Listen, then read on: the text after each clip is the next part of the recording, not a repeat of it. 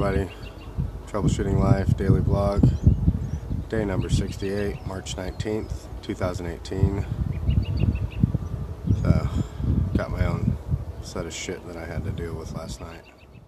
It sucks when you have to make decisions for your parents when there is no good result that's going to come from it. There's no positive that I can see. Like, it's tough. Got a call last night from a good friend on Maui about my dad. He's not in good shape. You know, having to make this decision, like I said, that it's either one's not going to end well. He's malnourished. He's not eating. He's got the shakes. He's incoherent. He doesn't even remember who I am. He's so incoherent. It says, Sean, your son's on the phone. Oh, Sean. I mean, that's kind of shit. And I mean, this is coming from somebody that I knew growing up that was sober. My whole life who got sober for me. And, you know, my childhood. He was sober for 20-something years, 27 years before he fell off the wagon after I left the house.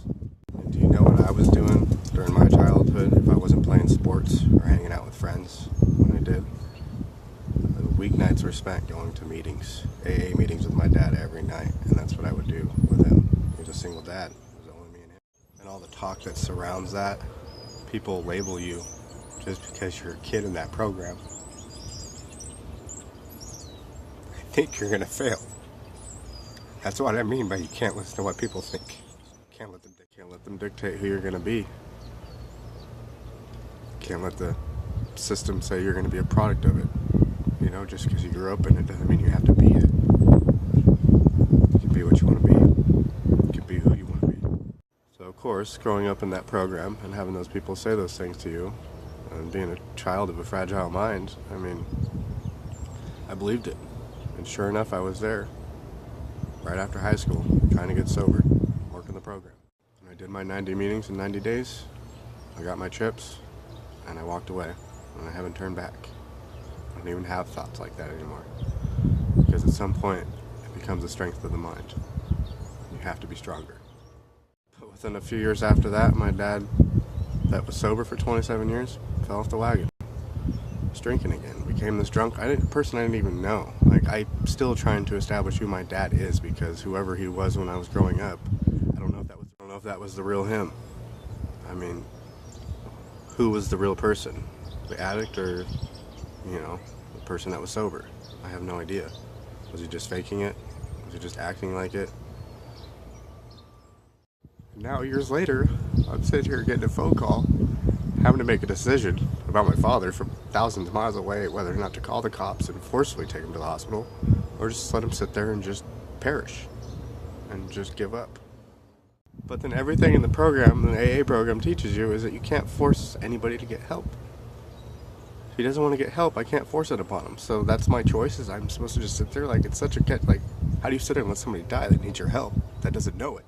So if I call the cops, have him taken to the hospital, cool, he gets some IVs, he gets some fluids, he might start feeling better, but unless he wants to change and get better after that, it's just going to happen again. It's a vicious cycle. It's going to happen again. I'm going to get that phone call again. I'm going to keep having to deal with it. How do you help them do that? And all it makes you want to do with everything I'm dealing with, everything I'm going through with kids, and trying to be a parent, and pay the bills. How do you handle that? How do you not want to pick up the bottle yourself? That's why I say it's all about mental strength.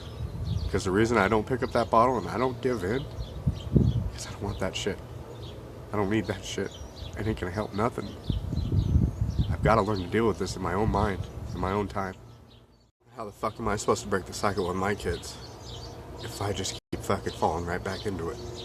If I don't show them how to be stronger. Quit telling them how to be stronger, show them how to be fucking stronger. Quit trying to tell them how to do things, show them how to do things. So here, shit ain't perfect. Everybody's got their own shit.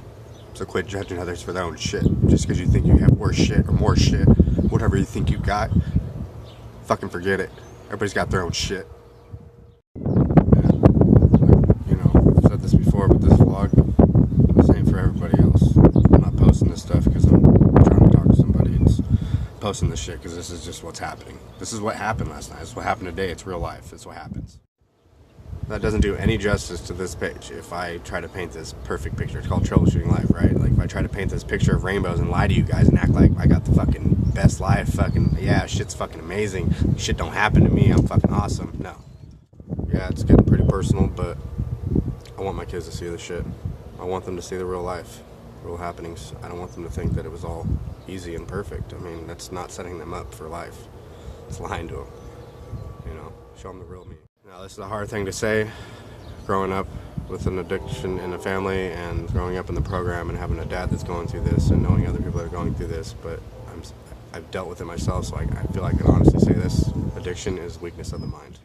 I mean, you flat out, when you fall into an addiction like that, you didn't have the strength or the power to choose over it. That's literally what it is. Don't have the power to choose over my addiction, which means you don't have the conviction to choose anything else over that. You can't put your own health ahead of it. If you're denying it, it's probably because you're dealing with it yourself right now. I'm sorry. But please recognize what you're dealing with and take the steps now before it's too late. Before you put your kids through this. So one of my biggest goals is to work with teens and kids and help them have an outlet, you know, find some way to save those ones before they get too late, too far in their life where there's no coming back and they've already gone too far down that road. See, my goal in life is, as a parent and father, is I want to show them that I am strong enough that no matter what decision they make, it's not going to affect our relationship. It's not going to affect my unconditional love for them. I want my bubbles. I want my bubbles. I want my bubbles. I know, baby. I need a bubble. You can't put kids in a position where they have to be worried about their decisions and how it's going to affect their parents. I mean, we can't teach them to be not worried about other people's opinions, except yours. You know, except the parents. It's okay. Like, no, it's hypocritical. No, Ryan, where you going, bud? Fam fun day. Hey, come over here. Back over here. Back over here. Come on. I think the toughest part is we have a why when we get sober. We have a reason. Choose a kid or somebody or something. And when that situation or that person changes or grows up, we're left with that. We're preparing ourselves for that to change. I'm fortunate enough I got, myself under control and got everything figured out before I had kids. I didn't have to use them as my why. They're my why to keep going today, but I have bigger goals, I have bigger dreams, I want to do more things. That's my why. I mean, my kids are my pride and joy, but there's so much more to me as a person than just having kids. I have so many goals and dreams I'm going to accomplish, and that's not the end of my game when my kids grow up. Just another step in my journey in the next chapter. Alright, Popeyes. That hawk. Ah, I wanted him to take off. Alright, tonight we're going to make a steak roulade. Pretty much what it sounds like. You roll it up. So we're going to fillet it real nice and thin and flat, and then make a nice little stuffing to rub in there, and then roll it up, sear it, and finish it in the oven. So I pulled everything out I could of the fridge. I'm going to sauteing some onion right now. And I'm going to let that cool off to the side when those are done. And then I'm going to saute some garlic, add some butter, infuse that, throw in a bunch of panko breadcrumbs, let that soak up. Let that soak up, the breadcrumbs soak up in that butter, garlic. I'm going to slap that down on the steak, on the roulade steak. Throw the onions on there, roll it up, sear it off. But we'll get some video of those steps here in just a minute. I got to get the steak all filleted and ready. There we go. Garlic's all sauteed. Just added the butter. We'll let that melt and come all together. And we'll add our panko once it's all melted and infused a little bit. There we go. Add the panko. Turn the stove off so it stops cooking.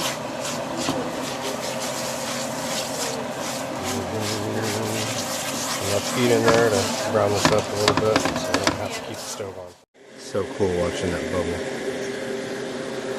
It has like a little heartbeat. Cooking is amazing. Gotta love cooking.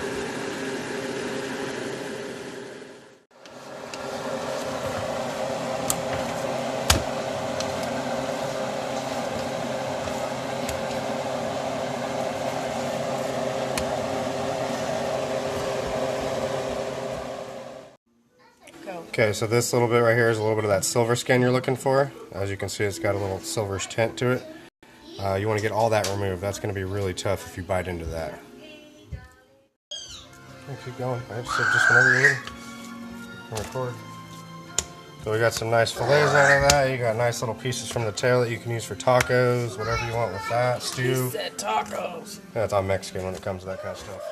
With the leftovers on those pieces, because in the kitchen that's what we always did with the leftover scraps. Always made tacos. So first off, this roulade, you're gonna take it, you're gonna butterfly it. Okay.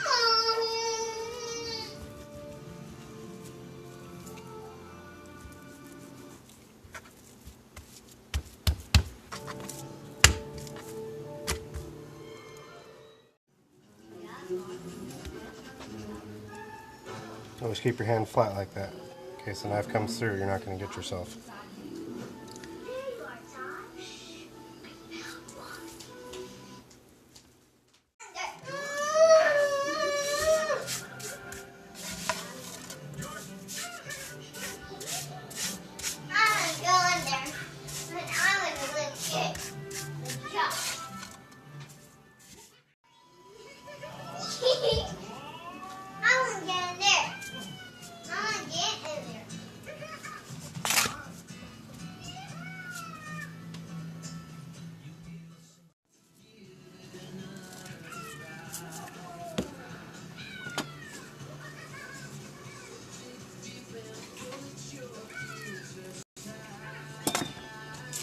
Uh-oh. I'll do a little salt there.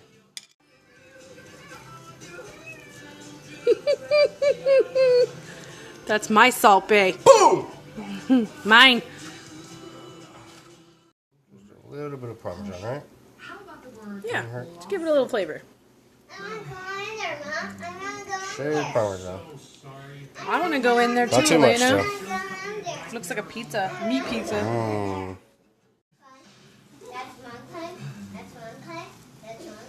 You know, that crunch of it all rolling together is amazing.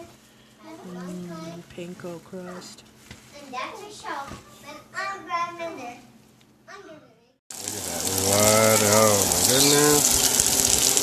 So good. It's gonna be so good. We're just sealing it in right now, searing it on the outside. It's getting ready to put it in the oven. You guys know you're so fucking jealous. I'm saying it quietly so my kids don't hear me. Alright, so ready to go in the oven. You see I can put a couple skewers in there, which helps with controlling it while you're flipping it over and holding it together without having to use a pair of tongs and squeeze it or anything. Put this in the oven for a little bit, about 4 or 5 minutes just to finish it.